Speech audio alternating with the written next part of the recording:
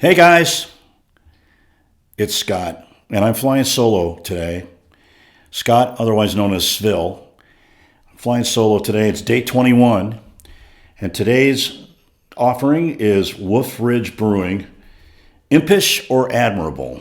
Now, I don't know anything about this beer, as I haven't for most of them, but I'm excited to try it because it's a very different style than what we've normally tried up to this point, up to the last 20 days.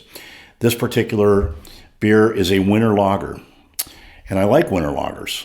I like dark beers that are lagers. This one particularly is supposed to be smooth, have flavors of toffee and pumpernickel in it. So it sounds really interesting. Wolf's Ridge Brewing.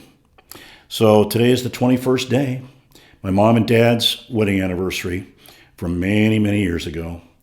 They're both gone now, but I still remember this day in remembrance of them. Anyway, so for all of you, happy Advent. Glad to be with you today. I think it's time to try it.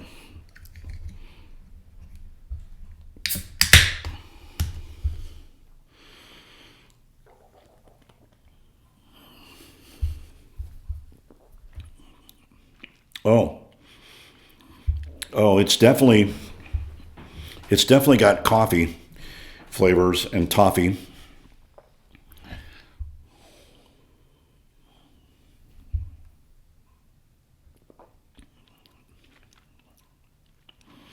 I think I'll have to have a few more swills in order to fully appreciate the pumpernickel. I'm not tasting that yet.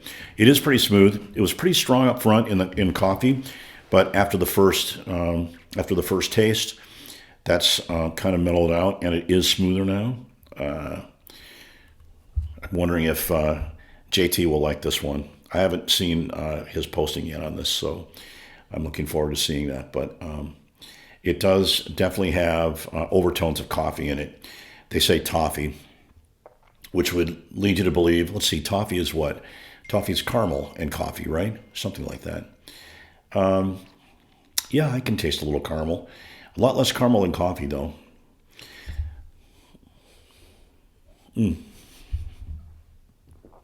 While I'm pondering my score and ranking of this beer, let's talk a little bit more about it. 6% alcohol, which is pretty high for a lager. Comes in 12-ounce cans, as you can see. The can art's pretty cool. Wolf's Ridge, with the Wolf Ridge logo and badging on there.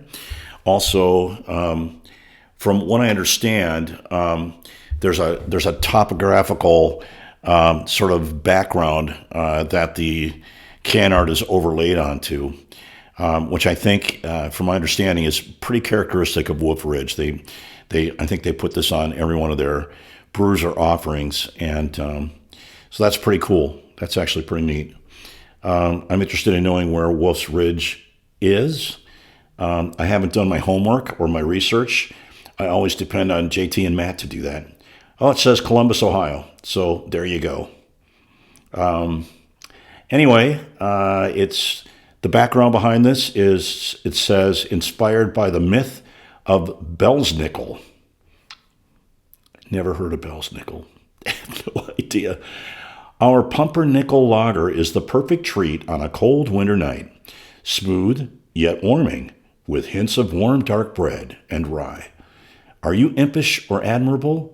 This lager is easy drinking, but just strong enough to beg the question, cheer or fear? Impish indeed. Interesting beer. I'm enjoying it.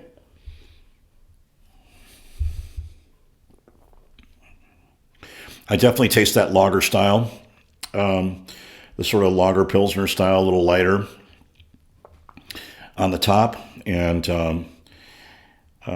I'm definitely getting the coffee and toffee undertones over it. It is pretty smooth. I'm still not getting the pumpernickel.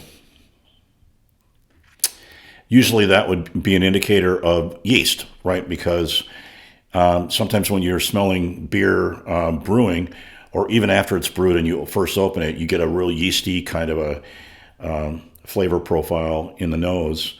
And that might, with the darker flavorings and tones, that are in this, that are brewed in this. That might be kind of a darker bread that you might smell. It's really bready a lot of times when you smell fresh beer or beer that's still brewing. And so I'm kind of gathering or guessing that that's where they're coming from here.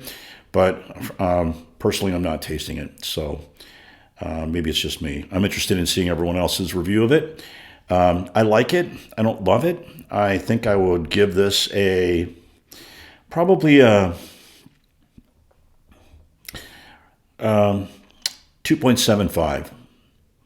Yeah, 2.75. I would drink it again. I probably wouldn't go out of my way to get it. I probably wouldn't buy it myself, but if somebody gave it to me, I certainly would drink it. So there you have it. That wraps up day 21 for me, Mr. SFIL, Chuggalo SFIL. And hope you guys have a great day and a great evening. That's all for me. Thanks. Cheers, guys.